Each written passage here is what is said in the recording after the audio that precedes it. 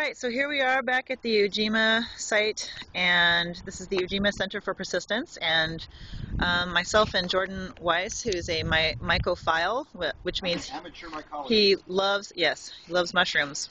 My name is Jadine Mela, and I do landscape and permaculture design, and we're co-teaching a workshop here coming up for the Village Building Convergence. And we're just doing some little site videos along the way. We just dug out the beds for the pizza permaculture workshop that we're going to be teaching. And we're going to need to move all this soil because the mushroom crust is going to need to go at the tops of these beds here, right about where there were chickens not too long ago, right along here. And Jordan's an expert on this, and we're going to do a lot of layers within the beds, and the participants will actually be doing that. It'll be a hands-on workshop.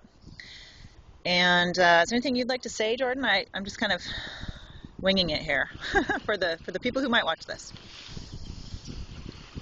Well, when you do a bed like this, you're, you're creating new soil. So we start with the freshest, finest ingredients. We're going to be using fresh chipped hardwood trees with stuff like alder, maple, birch, cottonwood, ash. They're going to be drum chips as opposed to chop chips. The difference there is the chop chips have more square edges and it makes it harder for the fungus to colonize. The long shreddy chips, which are from the drum chippers, that's better mushroom substrate. We're going to create a mosaic in here and plant plants as well. We're going to be using plants that can tolerate acidic conditions for the first year of their life. And then the perennials will come back next year and we can plant new ones or do some volunteer stuff. Mushrooms will fruit here. We're hoping that the mushrooms fruit in the fall. We're going to be using King Stropharia. It's a saprophytic mushroom, and thanks to the work of Paul Stamets and many others, it's become popular in this country. It came to this country in the 20s. It was on the East Coast of New Jersey. It was probably flown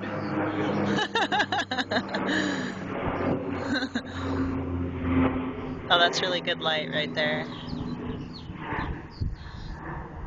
People have been using King Stropharias. They've been growing them in their gardens in this country since the 20s. It started on the East Coast, so it was first identified and described.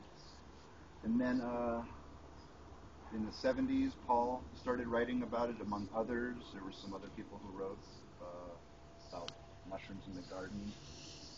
By the time Paul Stamets' books came out, 1983, The Mushroom Cultivator, probably thousands of people around the country were growing King Stropharia in their gardens, among other mushrooms. And just for people who, maybe want to know why we would be doing this, one of the reasons is obviously for the yummy edibility of mushrooms on a slice of home-baked pizza that will be created in this cob pizza oven that we are going to be building right over here on the edge of this structure here. You can see the foundation's been laid right here, and this will be part of the Village Building Convergence as well, and will tie into this garden over here that we're building.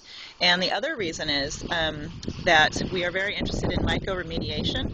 And Jordan, do you want to talk a little bit about that and how that does or does not play into the actual pizza permaculture garden we're building today, so people get a little more background on mushrooms? What's going to happen here after we create these pizza slice mushroom beds with companion plants?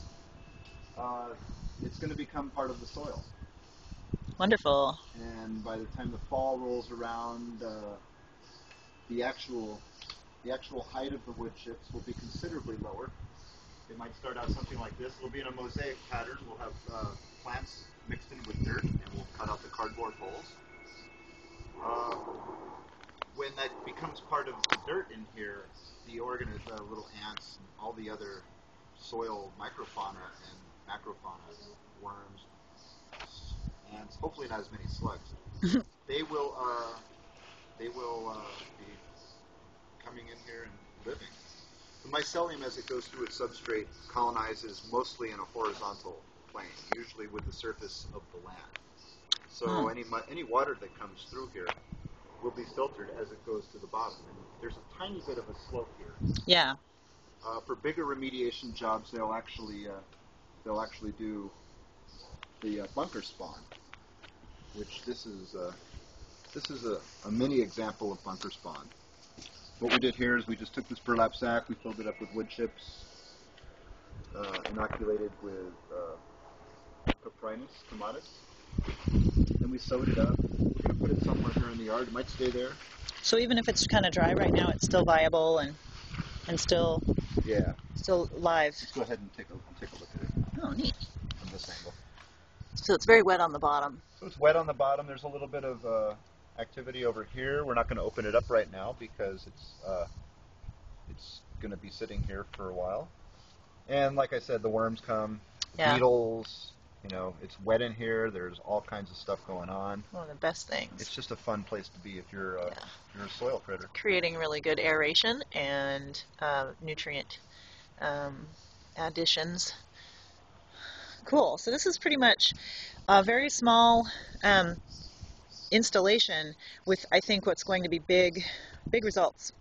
And it's going to serve as an example for anyone who wants to use a little bit of permaculture, get started on a small scale, which is also a permaculture principle to start by chunking. You can do this in an area of your yard and then build from that if you'd like to.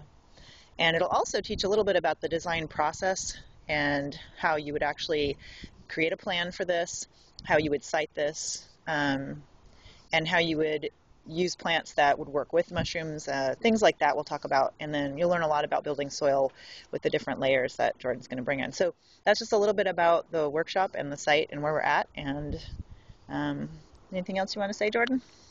We'll see you in the next part. We will see you in the next part. Thanks for tuning in.